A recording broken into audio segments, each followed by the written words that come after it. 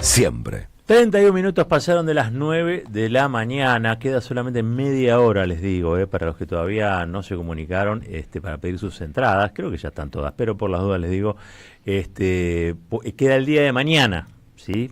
Para las entradas de este sábado, donde vamos a estar presentando con Víctor Hugo Morales la revista Contraeditorial en la Feria del Libro, a las 5 de la tarde, Sala Alperín Dongui, y seguramente este tema que vamos a charlar ahora va a saltar. Va a surgir porque estamos hablando de una de las políticas más nítidas, visibles y horribles que tiene el gobierno, tiene que ver con la política de represión. No digo seguridad, porque a la gente la siguen robando, a las casas sin entrar, a los motochorros sin entrar. No digo de seguridad, digo de represión, que creo es una de las más nítidas que tiene el gobierno de Javier Gerardo Milei. Están con nosotros, la verdad, dos grandes periodistas, lo tengo que decir. Yo estoy muy orgulloso de esta mesa hoy. Porque muchos confunden periodistas con Johnny Viale, y yo tengo otro tipo de amigos, compañeros periodistas, y así que me es un honor tenerlos aquí presentes, nada más y nada menos que a Ricardo Rajendorfer, a Carlos Romero, que en este número la rompieron en Contraeditorial, vamos a decirlo. En el caso de Romero, autor de la investigación que da un número, le pone un número a la política represiva, y en el caso de Patán, que la viene siguiendo a Patricia Bullrich desde hace tiempo, y yo creo que a esta altura ya es el mayor radiografista, le hizo una tomografía, pero eso en un ratito. Primero quiero ir a la data dura, decirle a Carlitos Romero, contame, ¿cómo llegaste a ese número que hoy, ayer en la marcha de los jubilados no se hablaba de otra cosa, el otro día C5N rebotó ahí también, a la gente de Radio El Mundo también que le dio mucha difusión? ¿Cómo llegaste a ese número? Bueno, gracias por la invitación. Robert, yo primero quiero decir que ese número llegué después de que vos y Gustavo Sileri tuvieron la idea de que teníamos que buscar algo así, ¿no? O sea, ejecuté, pero hoy una idea, me parece que es importante destacar el origen de la idea. El copyright. El copyright. Mirá, la verdad es que es información pública, a mí me importa esto, destacarlo. Hay un portal que se llama Comprar, en donde están todas las licitaciones que hace el Estado, al menos las que circulan por ese lado. Me imagino que las de la CIDE no te dicen dónde va la plata, pero en este caso están.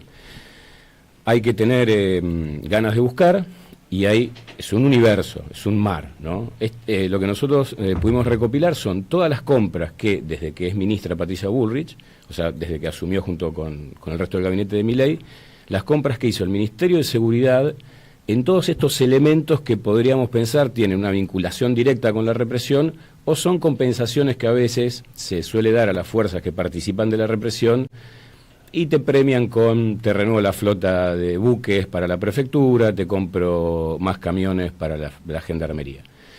Y la verdad que los números son increíbles, porque si vos vas viendo la secuencia de contrataciones, licitaciones y de plata, de miles de millones que se desembolsa, parecía que Bullrich se estaba preparando por una conmoción interna. Un conintes. Claro, básicamente. Una cantidad de municiones, de balas de plomo, de distintos calibres, de balas de goma, de granadas lacrimógenas de distinta naturaleza, porque hay un universo se llaman disuasivos químicos, ¿no? Bullrich gastó casi $1 millón en disuasivos químicos. Que son los famosos, lo que le tiran a los jubilados y a los jubilados. Claro. La pimienta. El gas pimienta. Vos tenés algunos que se arrojan con escopetas. Sí. Pablo Grillo, ¿no? Es la que le pega en la cabeza a Pablo Grillo. Tenés otras que son granadas de mano, y tenés otras que se pulverizan. Compró de todo. La verdad que compró de todo.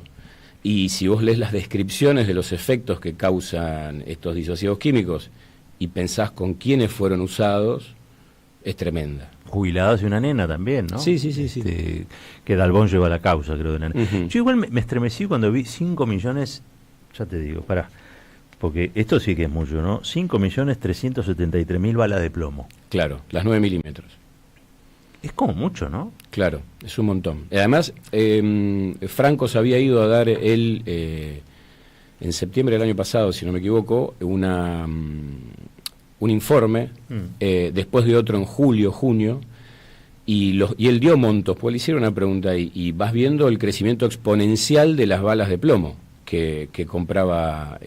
Por supuesto, estas balas de plomo no fueron usadas en estos episodios represivos, pero es el armamento, son las municiones que usa la policía. Y yo creo que cuando una política de seguridad se basa en los fierros, en enfierrar a las fuerzas de seguridad, en darles toda esa caracterización tipo, bueno, vos decías cascarudos, Robert, o Robocops, en el medio de un clima en el que decís a la vez, che, no hay plata para nada, el mensaje me parece que es claro, porque uno no está, a ver, cuando hacíamos la nota nos preguntábamos, che, ¿y cómo saber qué es mucho, qué es poco?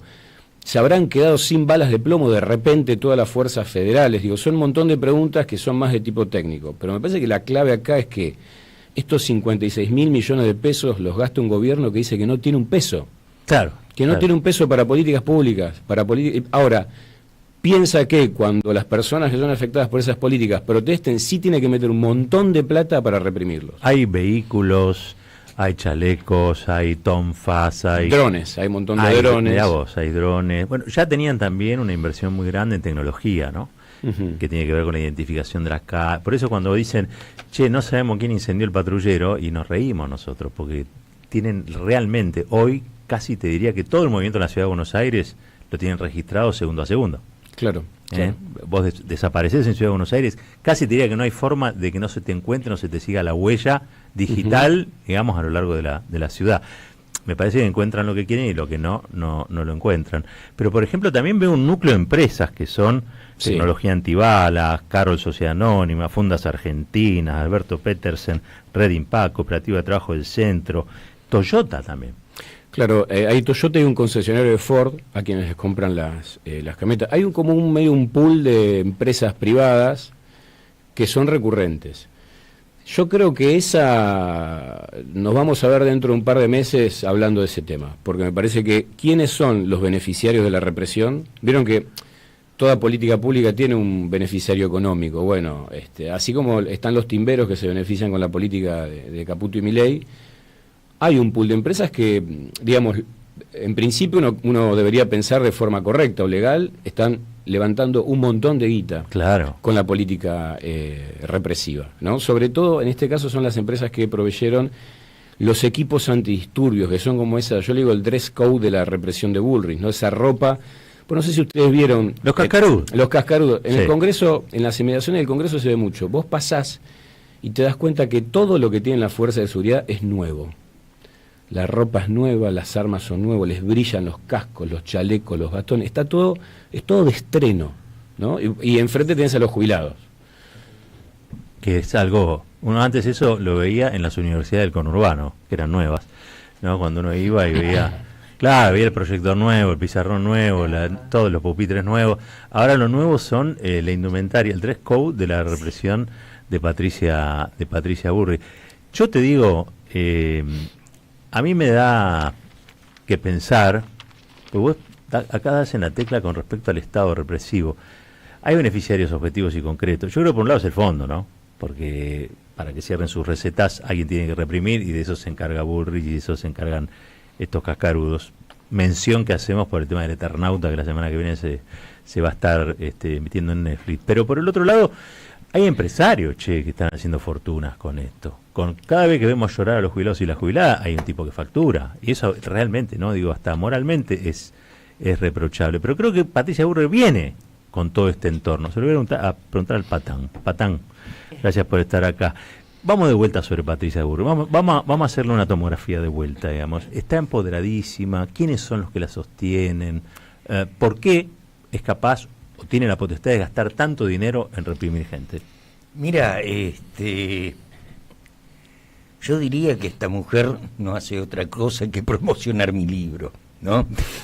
Está muy bien. En otras palabras es una, diríase, funcionaria que se desvive por permanecer en la cúspide del candelero y por otra parte es una de las funcionarias que más agrada al presidente Milei, ¿no? Y que mejor representa los ideales del régimen libertario.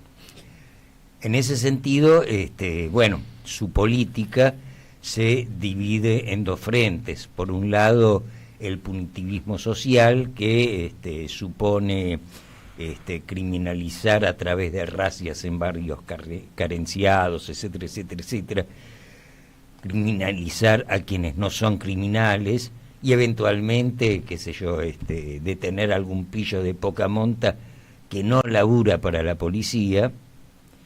y por otra parte descolla en cuanto a la represión política, ¿no? Y es una represión bastante fácil porque no se basa en persecuciones nocturnas como hubiese hecho hace medio siglo los grupos de tareas, sino simplemente consiste en apalear los miércoles a los jubilados, ¿no? Y eventualmente en alguna otra marcha. En ese sentido, ella lamentablemente no podría existir una persona como ella sin que, por un lado, desde luego, exista un contexto político que la avale y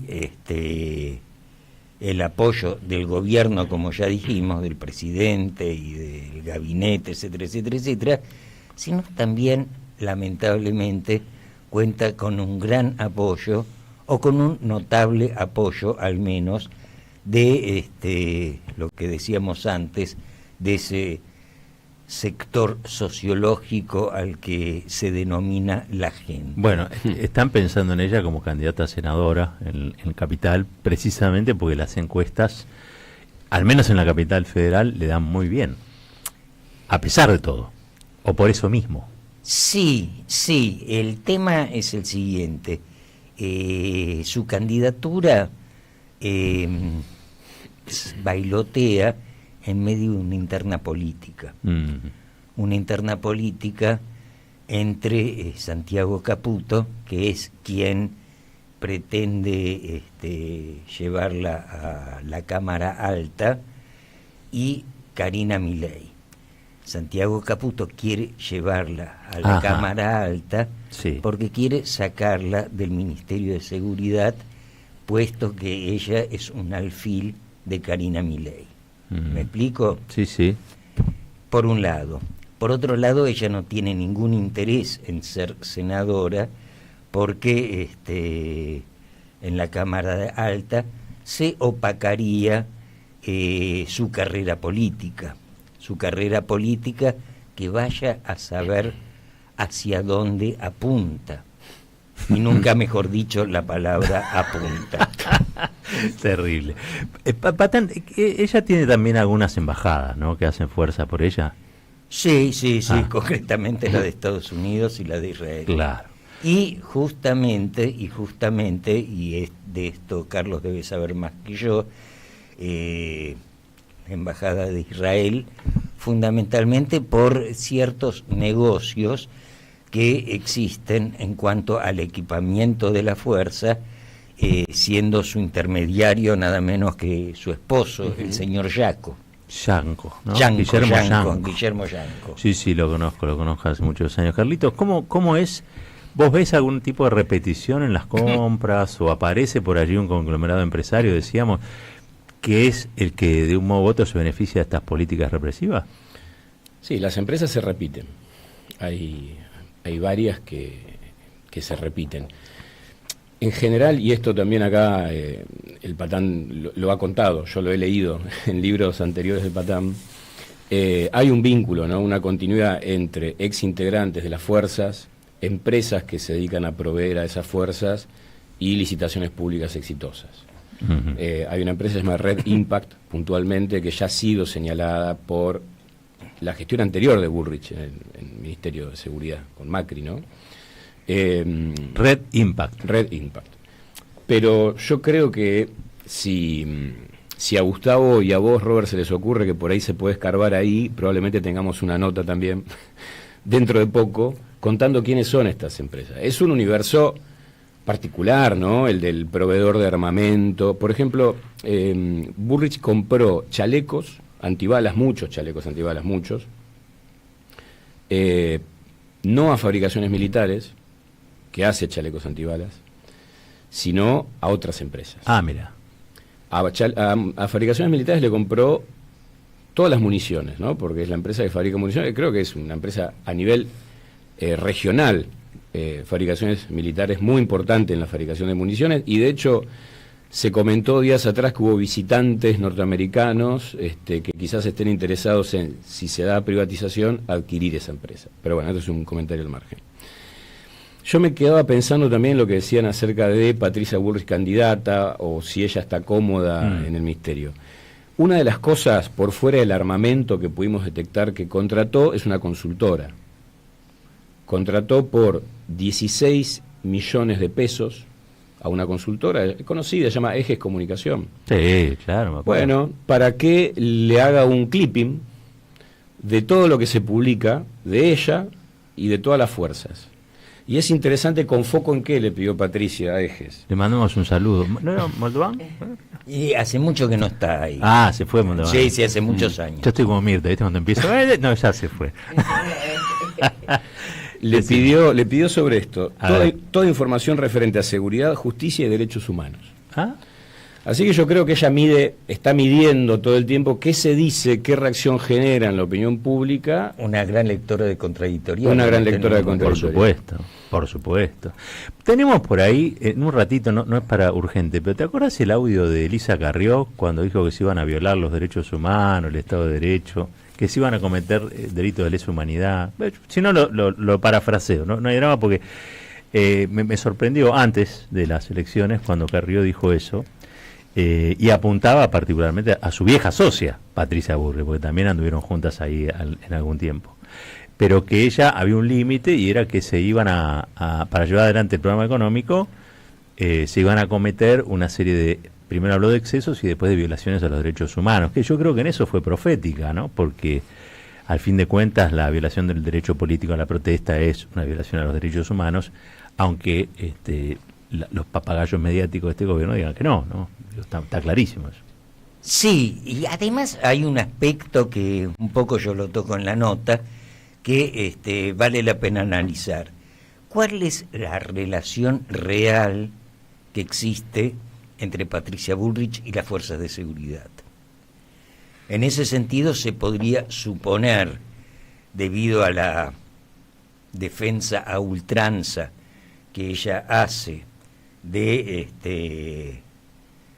los elementos más violentos y más zarpados de las fuerzas, como por ejemplo el gendarme Guerrero, que fue el que le disparó a Pablo Grillo, como Chocobar, al que convirtió en una especie de deidad del gatillo fácil, o a... Los gendarmes que mataron al chico allá en Salta, ¿no? Exactamente. Que ahora están procesados, sí. Exactamente.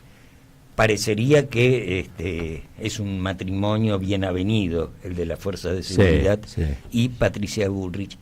No es tan así, porque por empezar, ella, digamos, no logró hacer variar, no logró modificar el estatus que tienen las fuerzas de seguridad en Argentina, que son fuerzas que se autofinancian a través de las cajas delictivas, históricamente hablando, desde la bonaerense para acá, y por lo tanto se autogobiernan. Por lo tanto, el vínculo que puede llegar a haber entre las fuerzas de seguridad, entre fuerzas de seguridad con esas características, y su autoridad política de turno, ya sea Luther King o ya sea Patricia Bullrich, es un pacto, ¿no? Es un pacto que de algún modo está cifrado en lo siguiente: las fuerzas de seguridad muestran, o mejor dicho, simulan su subordinación a las fuerzas políticas, demostrando su presencia en las calles, para crear así la ilusoria sensación de, entre comillas, seguridad, etcétera, etcétera, etcétera, a cambio de que sus autoridades políticas que hagan la vista gorda con sus negocios, por un lado. Y por otra parte, la verdad, y esto es una apreciación subjetiva, para la fuerza de seguridad ella es fúlmine. ¿Por? Entre otras cosas, por un hecho que sucedió a 48 horas de asumir la primera vez el Ministerio de Seguridad, cuando Gerardo Morales le pide que mande un contingente de gendarmes a Jujuy y se matan a todos. desalojar un acampe, ¿no? Entonces, uno de esos micros se desbarranca y mueren 42 gendarmes. Ese fue su debut como ministra de Seguridad.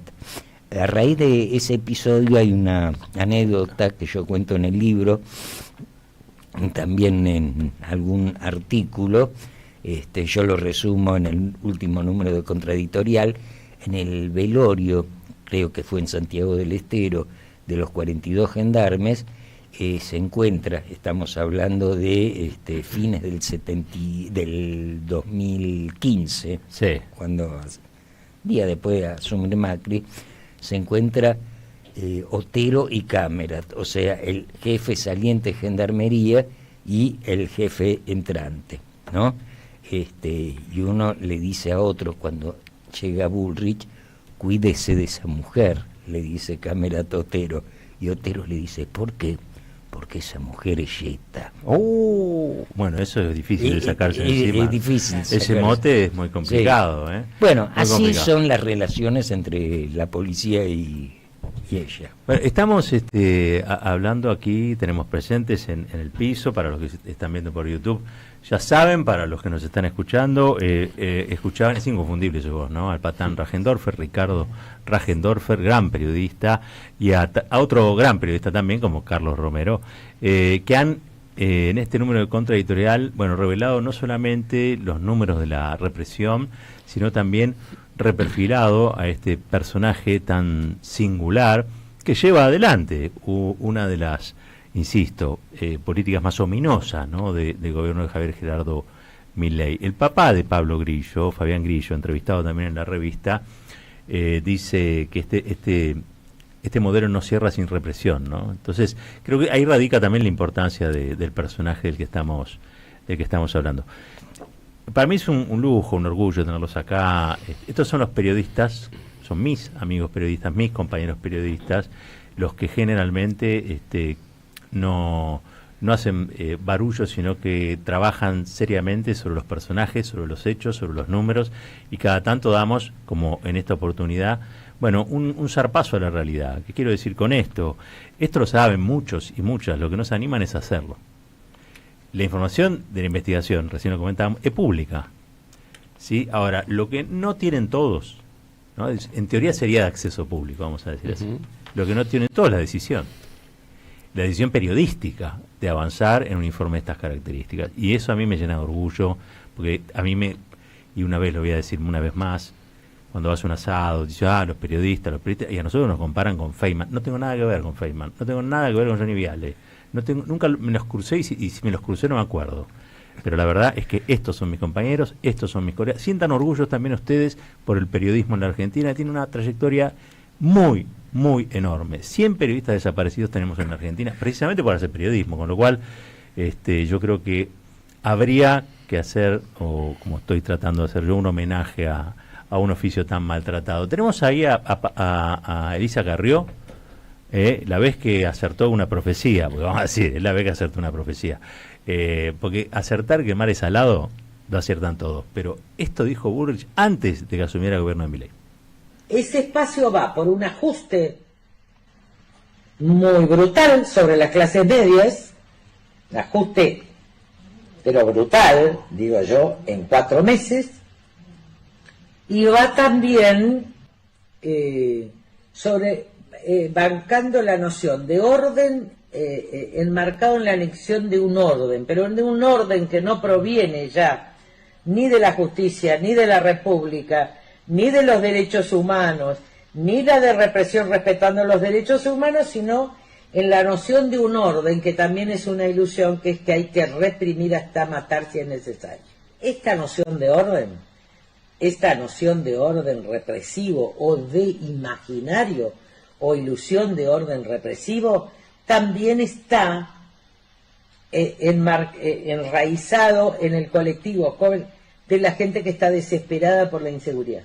Pero que lo que no se da cuenta es que si a la violencia ilegítima que se vive en las calles se le agrega la represión indiscriminada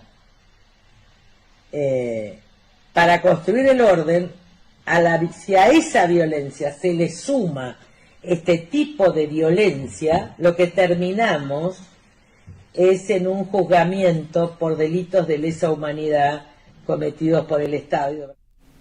Yo quiero recordar que Enrique Matoff, uno de los responsables de la represión del 2001, fue condenado y tuvo que ir preso. También recordar que los criminales del proceso también, ¿no?, de la dictadura cívico-militar, fueron condenados y estuvieron presos en cárcel común. Videla murió abrazado a un inodoro, después de haber hecho tanto daño. Con lo cual, esta ilusión que tiene Patricia Burri de que en algún momento esto no le va a tocar, quiero decir, de que haga lo que haga, ella va a salir indemne, está jugando con fuego, ¿no?, permanentemente. Tenemos muy cortito, muy poquito tiempo, un cierre para Carlitos y un cierre para el Patán. Después vamos a decir ganadores de la presentación, para ir a la presentación a la Feria del Libro de la revista Contradictorial con Víctor Hugo Morales. Pero, Carlitos, una frase para irnos, y Patán, una frase para irnos. Bueno, yo solo aportar que con esos 56.000 millones de pesos, por ejemplo, se podrían pagar casi 550.000 asignaciones universales por hijo. Y si tomamos la jubilación mínima, son casi 200.000 jubilaciones mínimas. Hay ahí, ¿no?, una injusticia poética, ¿no?, que con esa plata que no se pone ahí se esté reprimiendo a esos jubilados. Terrible. Gracias, Carlitos, por venir acá. Patán, a ti. Mira, con respecto a lo que vos acabas de decir, todo indicaría que esta mujer no va a terminar bien, y que su final podría ser similar al de Matoff, por ejemplo, ¿no?, más que al de Videla, porque los crímenes que cometió son de otras dimensiones. Bien. Pero lamentablemente hasta ese momento es imposible saber el daño que va a seguir causando. Gracias, Patán, por estar acá. Por favor. Muchísimas gracias. Tenemos Carlos Romero, Ricardo Regendorfer, los despedimos con un aplauso. Han estado aquí en el piso de Caballero de Día. Tenemos ganadores o ganadoras para las entradas de este día sábado, 5 de la tarde, Sala Alperindongui, Feria del Libro. Presentamos Contradictorial con Víctor Hugo Morales. ¿Quiénes son los agraciados o agraciadas? Tenemos 4 pares hoy. Recuerden que mañana seguimos sorteando, así que mañana sí o sí, sale o sale. Susana de San Miguel, DNI 398. Bien, Perla, muy bien. Perla también, 380. María Eva Wall de Montecastro y María Cristina Ortiz. ¿Quién se lleva el Aleph de Borges? Justamente gentileza del Aleph, todos los libros en un solo lugar. ¿Quién? Sara Boneco de Mar del Plata. Grande Sarita, qué bueno eso. Aparte, allá en el Aleph de Mar del Plata estuvimos presentando este verano. Cierto. Contradictorial, es una hermosa